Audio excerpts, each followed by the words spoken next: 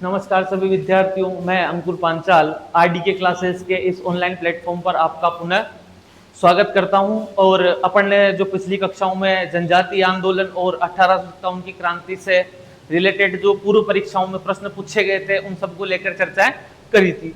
तो आप सभी के जो कमेंट आ रहे थे उस पर वो आ रहे थे कि भाई एक बार इतिहास की थ्योरी को जो है वो शुरू से पढ़ाया जाए। तो अपनी जो वैकल्पिक प्रश्नों की क्लास है वो अपने कंटिन्यू चलती रहेगी, लेकिन साथ के साथ अपन स्टार्टिंग से लेकर एंड तक जो राजस्थान का इतिहास है उसको एक बार शुरू से थ्योरेटिकल रूप से पढ़ना स्टार्ट करते हैं आज। तो सबसे पहली बात करेंगे अपन इस क्लास के अंदर कि इतिहास है क्या, इतिहास का शाब्दिक अर्थ क्या है, इतिहास की परिभाषा क्या है। उसके बाद अपन बात करते हैं इतिहास के जनक, वो अपन को विश्व स्तर पर, भारतीय स्तर पर, और फिर बात करेंगे अपन राजस्थान की। फिर जब अपन आगे बढ़ते हैं तो अपन को इतिहास के काल विभाजन, इतिहास को कितने काल क्रमों में बांटा गया है और उनके अनुसार किन किन टॉपिकों को कौन कौन से काल के अंतर्गत अपन को पढ़ना पड़ता है, तो इन सभी की चर्चाएं अपन इस क्लास के अंतर्गत करेंगे। तो शुरू करते हैं अपन अपनी पहली क्लास को। तो जो अपना है वो क्या रहने वाला है आज के इतिहास का सामान्य परिचय। ठीक है, तो जो सबसे पहला टॉपिक है अपना वो देखते हैं अपन की वो क्या है कि इतिहास क्या है, इतिहास का अर्थ क्या होगा, इसके परिचय को लेकर अपन को बात करनी है। तो इतिहास क्या है कि जो इतिहास है, इतिहास मानव सभ्यता की यात्रा का लेखा जोखा है। क्या है इतिहास? कि इतिहास मानव सभ्यता की यात्रा का लेखा जोखा है, यानी कि मानव सभ्यताएं जब से प्रारंभ हो रही है तब से लेकर अब तक, यानी कि वर्तमान समय के पूर्व जिन घटनाओं का अपन अध्ययन करते हैं वो सभी अपने किसके अंतर्गत आ जाती है? तो वो सारी चीजें आ जाती है अपने इतिहास के अंतर्गत। जैसे अपन ने एक सामान्य सी परिभाषा लिखी हुई है कि इतिहास क्या है कि इतिहास मानव सभ्यता की यात्रा का लेखा जोखा है। तो अब मानव सभ्यता की यात्रा का लेखा जोखा है तो इसमें दोनों पक्ष शामिल होंगे। तो प्रथम पक्ष कौन सा अपना कि वो रहता है अपना सामाजिक पक्ष, और वहीं अपन दूसरे पक्ष की बात करें तो वो होता है अपना सांस्कृतिक पक्ष, सांस्कृतिक पक्ष। तो इतिहास के अंतर्गत अपन दोनों इन चीजों का अध्ययन करते हैं कि सामाजिक पक्ष और सांस्कृतिक पक्ष के, यानी कि आज से पूर्व की जो घटनाएं हैं, प्राचीन काल को ले लीजिए आप, मध्यकाल को ले लीजिए, आधुनिक काल को ले लीजिए, या उससे भी पूर्व की अपन बात करें तो ऐतिहासिक काल, आद्य ऐतिहासिक काल हो गया अपना, या फिर अपन बात कर ले प्रागैतिहासिक काल की। तो प्रागैतिहासिक काल को भी 3 कालखंडों में अपन बांट रखा है, ये पूरा पाषाण, मध्य पाषाण और नवपाषाण काल। फिर उसके बाद अपन बात करते हैं आद्य ऐतिहासिक काल की, फिर बात करते हैं ऐतिहासिक काल की। जैसे ऐतिहासिक काल जो है उसको भी अपन ने 3 कालखंडों में बांट रखा है कि प्राचीन काल, मध्यकाल और आधुनिक काल। तो सबकी जो समय सीमा है वो अपने समक्ष अलग अलग रहने वाली है। तो सबसे पहली बात तो कर रहे थे अपन किस चीज को लेकर, सामान्य परिचय को लेकर कि इतिहास क्या है। तो इतिहास मानव सभ्यता की यात्रा का लेखा जोखा है, जिसके अंतर्गत अपन एक पक्ष तो कौन सा अपना सामाजिक पक्ष और दूसरा पक्ष है अपना सांस्कृतिक पक्ष, इन सब का अपन अध्ययन करते हैं। तो वो किसके अंतर्गत करते हैं? वो करते हैं अपन इतिहास के अंतर्गत। फिर दूसरी बात करें अपन के जो इतिहास शब्द है इसकी उत्पत्ति कहां से हुई है, तो हिंदी में तो अपन इसको क्या बोल रहे हैं? इतिहास, और वहीं अंग्रेजी में अपन इसको बोलते हैं हिस्ट्री। अब हिस्ट्री की जो उत्पत्ति है तो वो कौन सी भाषा के शब्द से हुई है? तो वो है अपना ग्रीक भाषा, या इसको बोल दो आप यूनानी। ग्रीक या यूनानी वर्ड है एक जिसका नाम क्या है? हिस्टोरिया। अब हिस्टोरिया जो शब्द है, इस शब्द से कौन से शब्द की उत्पत्ति हुई है? तो वो हुई है अपने हिस्ट्री शब्द की। और हिस्टोरिया का जो मीन्स होता है वो क्या होता है? नॉलेज। नॉलेज यानी कि अपना जो है वो ज्ञान। नॉलेज यानी कि ज्ञान प्राप्त हो रहा है पूर्व का, वही क्या है अपनी बताते हैं कि आज से पूर्व की घटनाओं को जो अपन पढ़ रहे हैं वो कौन से विषय के अंतर्गत पढ़ते हैं? तो वो अपन पढ़ रहे हैं हिस्ट्री के अंतर्गत। फिर दूसरी अपन बात करें कि जो हिंदी का शब्द है अपने वो क्या है? इतिहास। अब इतिहास की जो उत्पत्ति हुई है हिंदी के अगर अपन अंतर्गत बात करते हैं तो वो कौन सी भाषा है अपनी? तो वो भाषा है अपनी संस्कृत। कौन सी भाषा है? संस्कृत भाषा के वर्ड कौन कौन से? इति प्लस ह प्लस आस, इन तीनों वर्डों को लेकर जो है वो इतिहास की अपन उत्पत्ति देखते हैं कि संस्कृत भाषा के 3 शब्द है, इति प्लस ह प्लस आस, और इन सब को मिलाकर जो इसका सीधा सिंपल अर्थ अपने सामने निकल कर आता है वो कौन सा अर्थ निकल कर आता है? कि ऐसा ही निश्चित रूप से था, ऐसा ही निश्चित रूप से था। तो सभी बच्चों को बात समझ में आ गई होगी कि परिचय की बात कर रहे हैं अपन। तो इतिहास मानव सभ्यता की यात्रा का लेखा जोखा है, जिसमें दोनों पक्ष शामिल है, सामाजिक और सांस्कृतिक। सामाजिक पक्षों की अगर अपन बात करते हैं, सांस्कृतिक पक्षों की अपन बात करते हैं, तो आज से पूर्व नगरीय व्यवस्था कैसी थी, ग्रामीण व्यवस्था कैसी थी, वहां के लोग जो थे वो किस प्रकार का खान पान खाते थे, पीते थे, उनके घर कैसे थे, उनके घर कैसे नहीं थे, कौन से राजा ने कौन सी उपलब्धि को हासिल किया, कौन से राजा ने कौन सा दुर्ग बनवाया, कौन सा किला बनवाया, कौन से राजा ने कौन सा युद्ध लड़ा, कौन से राजा के समय कौन से ग्रंथ चित्रित होते हैं, कौन से राजा के समय कौन से दरबारी कवि थे। तो इन सबको लेकर अपन इतिहास के अंतर्गत बात करते हैं। तो ये अपना सामान्य परिचय होगा इतिहास का कि भाई इतिहास के अंतर्गत अपन को पढ़ना क्या है। बात करें इतिहास शब्द की, तो इतिहास शब्द अंग्रेजी की बात करें तो हिस्ट्री, हिस्ट्री ग्रीक यानी कि यूनानी वर्ड है, हिस्टोरिया है, उसका अर्थ होता है नॉलेज यानी कि ज्ञान को प्राप्त करना। ठीक है, हिंदी में बात करें तो संस्कृत भाषा के 3 शब्दों से इतिहास की उत्पत्ति हुई है, इति प्लस है प्लस आज, जिसका अर्थ क्या होता है, तो वो क्या होता है कि ऐसा ही निश्चित रूप से था। तो जहां तक सब बच्चों को समझ में आ गया होगा, तो एक बारी आप सभी थ्योरी क्लास है, तो इसके अंतर्गत अपन को एक मुख्य कार्य ये करना है कि आप साथ के साथ इसका क्या लेते रहें, स्क्रीनशॉट लेते रहें, ताकि जो आपके पास नोट्स है वो वीडियो रिकॉर्डिंग में ये होता है कि कभी कभी स्पीड बहुत ज्यादा हो जाती है, तो बच्चे उस चीज को लिख नहीं पाते। तो आपके पास स्क्रीनशॉट लेने का समय है, तो आप लोग स्क्रीनशॉट ले लें इस चीज का, और इन चीजों को विशेष रूप से याद रखिए कि इतिहास क्या है, कि इतिहास मानव सभ्यता की यात्रा का लेखा जोखा है, जिसमें दोनों पक्ष अपने शामिल है, सामाजिक और सांस्कृतिक। फिर बात करें इतिहास यानी कि हिस्ट्री, तो हिस्ट्री शब्द की उत्पत्ति कहां से हुई है, ग्रीक बोल दो या यूनानी वर्ड बोल दो, हिस्टोरिया, जिसका अर्थ होता है ज्ञान को प्राप्त करना। वहीं हिंदी में बात करें अपन, तो हिंदी में उत्पत्ति कैसे हुई है कि संस्कृत भाषा के 3 शब्द है, इति प्लस है प्लस आस, और जिसका अर्थ क्या होता है, ऐसा ही निश्चित रूप से था। तो उम्मीद है आप लोगों को सबको ये बात समझ में आ गई होगी। तो एक बारी आप जो सभी है वो इसका स्क्रीनशॉट ले लें 1 सेकंड के लिए। तो उम्मीद है आप सभी लोगों ने स्क्रीनशॉट ले लिया होगा। ठीक है, अब बढ़ते हैं अपन अपनी क्लास को लेकर आगे। ठीक है, अब दूसरी चीज, इतिहास जो है इसके अंतर्गत अपन क्या कर रहे हैं क्या नहीं कर रहे हैं। तो इतिहास जो है वो 3 शब्दों पर टिका हुआ है, कैसे, कैसे, कब और कहां।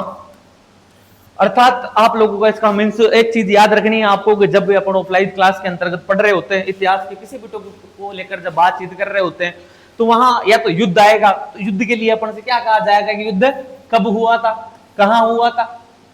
ठीक, किसी दुर्ग का निर्माण हुआ तो उसका निर्माण किसने करवाया, कैसे करवाया, कब करवाया, सारी चीजें घूम फिर के इतिहास के जो जितने भी तथ्य हैं वो सब घूम फिर के किस पर आ जाते हैं, तो वो 3 शब्दों पर अपने डिपेंड होते हैं, कैसे, कब और कहां।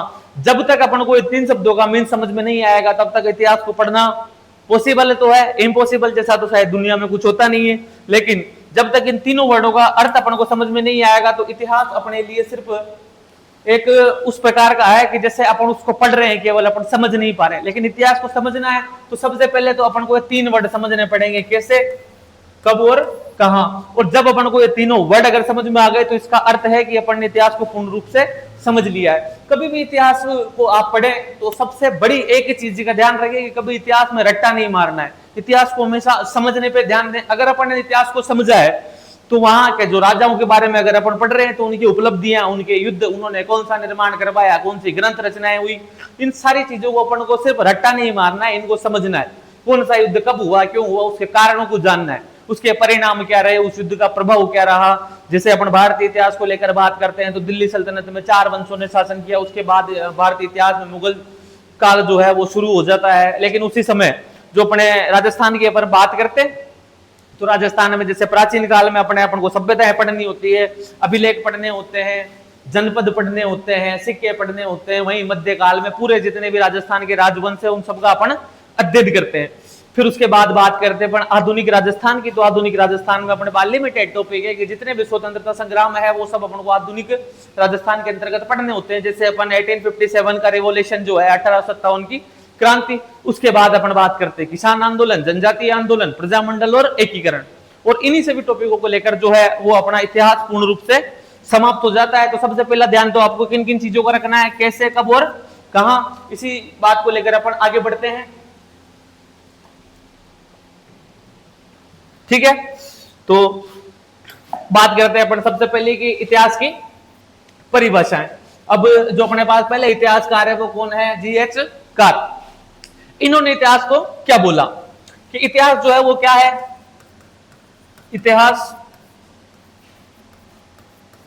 अतीत और वर्तमान के बीच, इतिहास अतीत और वर्तमान के बीच एक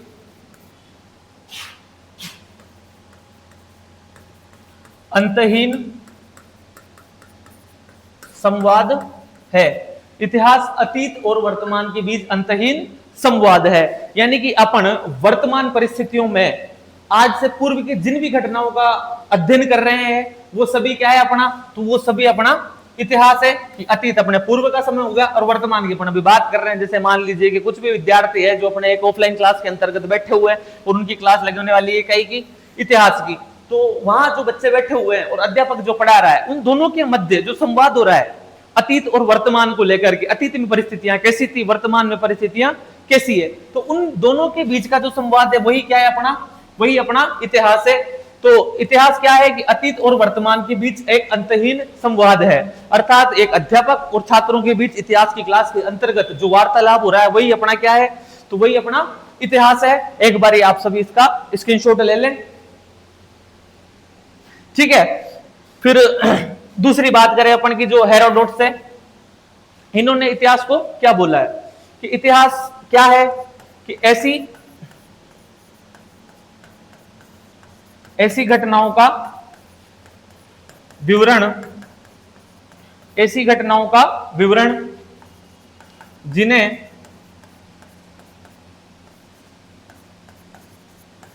जानकर या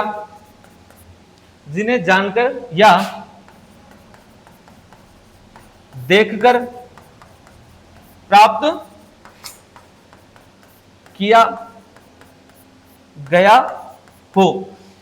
इतिहास क्या है कि ऐसी घटनाओं का विवरण है जिन्हें जानकर या देखकर प्राप्त किया गया हो, अर्थात अपन सीधा सिंपल सी बात एक वर्ड में ये कह सकते हैं कि जो चीज तथ्यों पर आधारित हो, अपने जितने भी इतिहासकार हैं उन्होंने इतिहास का पूर्व अध्ययन किया और उस अध्ययन के आधार पर जो चीजें अपन को उपलब्ध करवाई है, जो जानकारी अपन को उपलब्ध करवाई है, यानी कि जानकारियां देखकर प्राप्त किया गया हो और उन के बारे में जो अपन अध्ययन कर रहे हैं वही अपना क्या है, तो वही अपना इतिहास है। कि दो जो अपने इतिहासकार है इनकी परिभाषाएं आपको मुख्य रूप से याद रखनी है कि इतिहास अतीत और वर्तमान के बीच एक अंतहीन संवाद है। इस परिभाषा को देने वाला कौन है, तो वो है GH कार, ठीक है। वहीं दूसरी परिभाषा अपन को दी है किसने, हेरोडोटस ने, कि ऐसी घटनाओं का विवरण जिन्हें जानकारियां देखकर प्राप्त किया गया हो वही क्या है अपना, तो वही अपना इतिहास है। अब बढ़ते हैं अपन थोड़ा आगे, ठीक है। इतिहास के जनक, अपन क्लास पूर्व स्टार्ट करने से पूर्व मैंने बताया था कि भाई विश्व स्तर पर भी, भारतीय स्तर पर भी, और तीसरी बात करते हैं अपन कौन से स्तर पर, राजस्थान के स्तर पर। तो विश्व स्तर पर अपन जब बात करते हैं कि इतिहास के जो जनक है, ठीक है, तो वो कौन है, जिनकी अपन ने पूर्व परिभाषा लिखी है। इस पेज पर जिस इतिहासकार का अपन नाम लिख रहे थे तो वो क्या लिखा हुआ है, हेरोडोटस, ठीक है। तो विश्व स्तर पर जो इतिहास के जनक है वो कौन है अपने, हेरोडोटस। कौन है, हेरोडोटस है। अब हेरोडोटस कौन है, कहां के हैं, तो इतनी सी चीज अपन साथ में और लिखेंगे इसके कि ये कौन थे, यूनानी इतिहासकार। हेरोडोटस कौन है कि ये यूनानी इतिहासकार है जिन्होंने इतिहास को सर्वप्रथम उल्लेख किया, और उल्लेख किस माध्यम से किया, तो इन्होंने एक अपनी बुक लिखी जिस बुक का नाम आप सभी लोगों को अच्छी भली भांति रूप से याद होगा, जिसका नाम है हिस्टोरिका। इन्होंने एक बुक लिखी हिस्टोरिका, किसने, हेरोडोटस ने। और विश्व स्तर पर जो इतिहास का जनक बोला जाता है वो किसको बोला जाता है, हेरोडोटस को। कि एक तो क्या थे, यूनानी इतिहासकार थे जिन्होंने अपनी बुक कौन सी, हिस्टोरिका, सबसे पहले वो लेकर के आए और उस हिस्टोरिका के अंतर्गत उन्होंने इतिहास का उल्लेख किया। दूसरी अपन बात करते हैं यूनान जो विश्व स्तर पर हो गया, उसके बाद अपन बात करते हैं अपने भारत की, उसके बाद बात करेंगे अपन किसकी, राजस्थान की। तो भारत एक कोई छोटा मोटा भूभाग है नहीं, वो बहुत बड़ा है। तो भारतीय इतिहास के जो जनक है वो किसको बता रखा है आपने, कि भारतीय इतिहास के जो जनक है वो है अपने मेगस्थनीज। कौन है, मेगस्थनीज। तो भारतीय इतिहास का जनक कौन है, मेगस्थनीज, ठीक है। अब मेगास्थनीज की अगर बात करते हैं तो मेगास्थनीज कोई भारतीय इतिहासकार नहीं थे, ये भी कहां के थे, तो ये भी यूनान के थे, यूनान के, ये भी कहां के थे, यूनान के। अब ये भारत कैसे आए, तो जब अपन मौर्य काल को पढ़ते हैं तो मौर्य काल के अंतर्गत अपन एक राजा का उल्लेख करते हैं जिनका नाम है चंद्रगुप्त मौर्य। और ये चंद्रगुप्त मौर्य के जो है वो दरबार में किसके रूप में आए थे, तो ये उसके दरबार में आए थे राजदूत के रूप में। किसके रूप में आए थे, राजदूत के रूप में। किसके दरबार में आए, तो चंद्रगुप्त मौर्य के दरबार में। फिर बात करें इनकी बुक कि इन्होंने भारतीय इतिहास को लेकर जो सबसे पहले बुक लिखी उसका नाम क्या था, इंडिका। इस बुक के अंतर्गत ये भारतीय इतिहास के कुछ जो स्रोत इनको मिले उन सब का उल्लेख करते हैं। तो कौन थे मेगास्थनीज के, यूनानी इतिहासकार थे जो राजदूत के रूप में किसके दरबार में आए, चंद्रगुप्त मौर्य के दरबार में ये भारत में आते हैं और उसी टाइम एक बुक लिखते हैं जिसका नाम क्या है, इंडिका।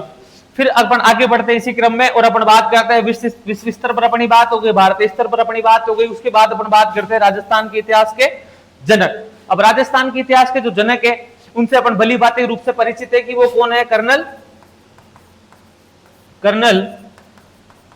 James Tod. तो राजस्थान इतिहास के जनक कौन है, कर्नल जेम्स टोड। 1805 के बाद वो राजस्थान में प्रवेश करते हैं। 1817 ईस्वी में उन्हें जो है वो मेवाड़ रियासत का पॉलिटिकल एजेंट नियुक्त किया जाता है, ठीक है। और 1818 में जितने भी राजस्थान के शासक थे उन्होंने लगभग अंग्रेजों के साथ सहायक संधियां कर ली थी। तो जो राजस्थान इतिहास के जनक है वो कौन है, कर्नल जेम्स टोड। 1805 के अंतर्गत राजस्थान में प्रवेश करते हैं और 1817 में मेवाड़ी पॉलिटिकल एजेंट के रूप में नियुक्त किए जाते हैं, ठीक है। अब इन्होंने जो है वो राजस्थान शब्द का सर्वप्रथम उल्लेख किया। कौन से शब्द का, राजस्थान शब्द का। इससे पूर्व राजस्थान शब्द का कोई उल्लेख नहीं था। और इन्होंने जो अपनी बुक लिखी the annuls and antiquities, annuls and antiquities of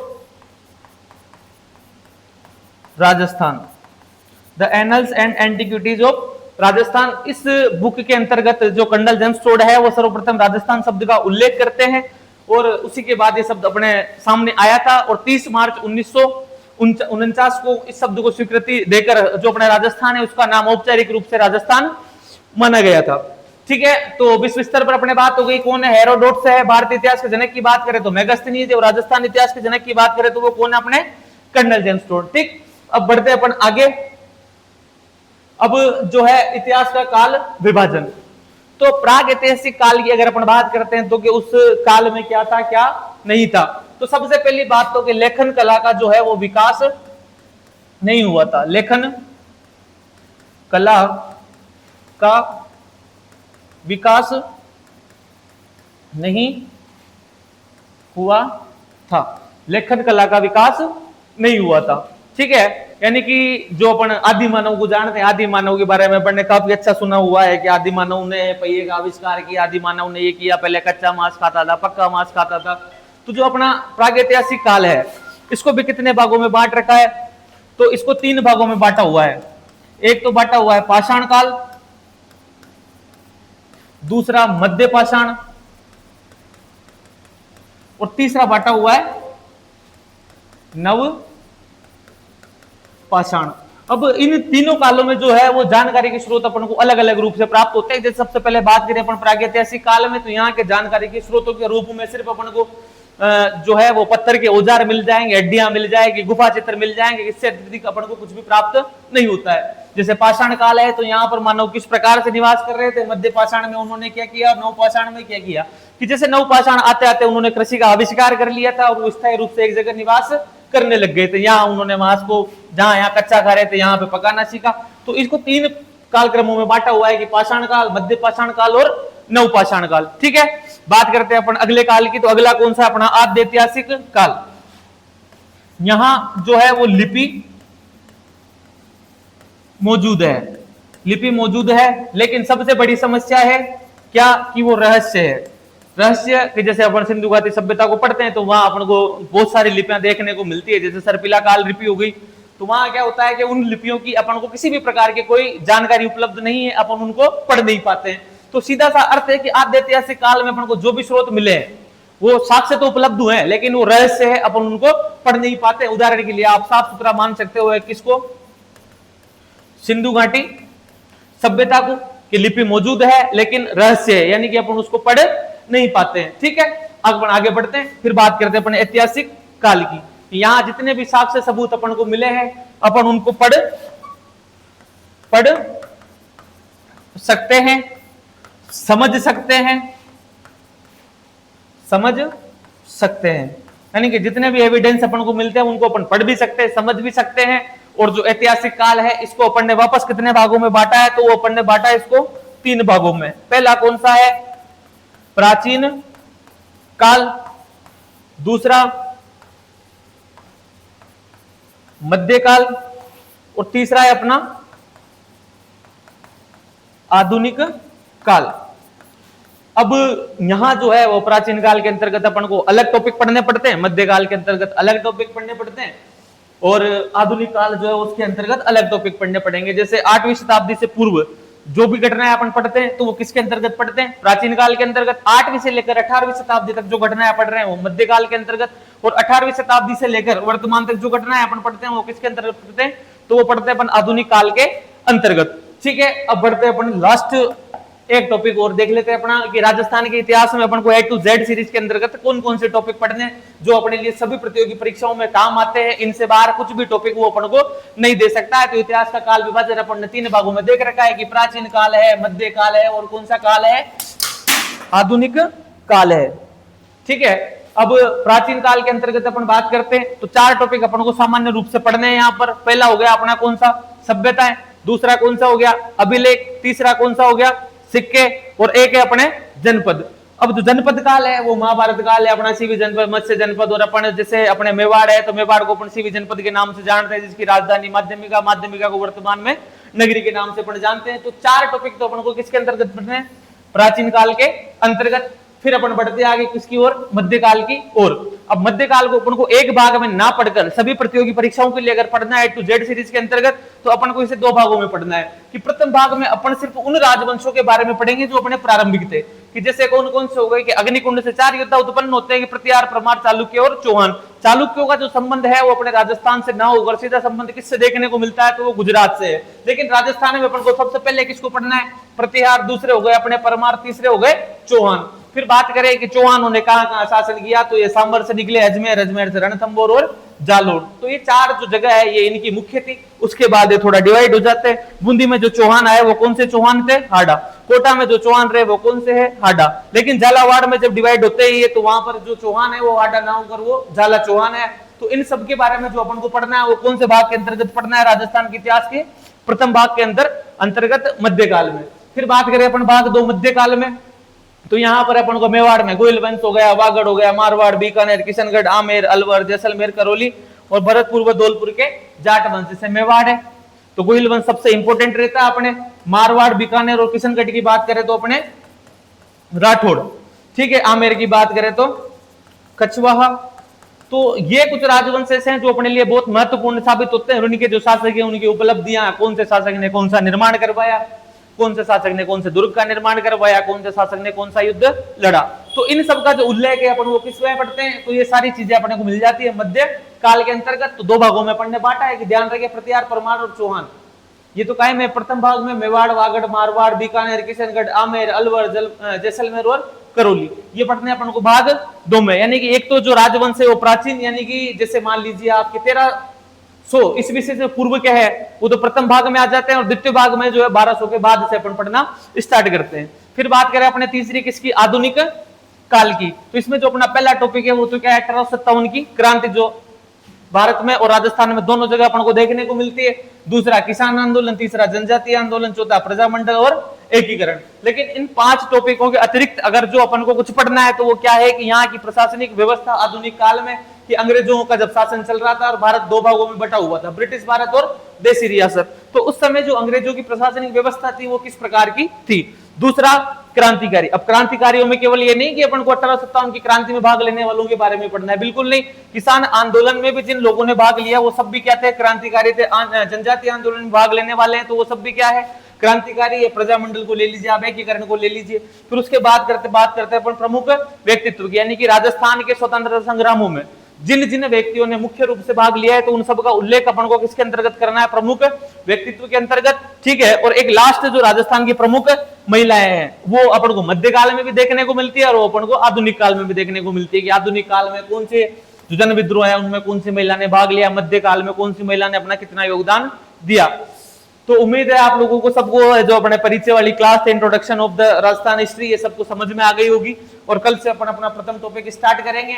उम्मीद है आप सभी लोग जो है वो आरडी के क्लासेस परिवार के चैनल के साथ जुड़े रहेंगे और आशा करते हैं कि आपको ये वीडियो पसंद आई होगी। तो वीडियो को लाइक करें, चैनल को सब्सक्राइब करें और आप कमेंट के माध्यम से हमें आगे की जो अपनी क्लासें रहने वाली है उनके बारे में साझा करते रहें कि अपन को जो वीडियो है वो कहां से कौन से टॉपिक से शुरू करनी है। धन्यवाद सभी विद्यार्थियों का और अपना धैर्य बनाए रखें। आपको आरडी के क्लासेज परिवार की ओर से सारी जो क्लासें हैं वो यूट्यूब पर बैक टू बैक उपलब्ध करवाई जाएगी। धन्यवाद।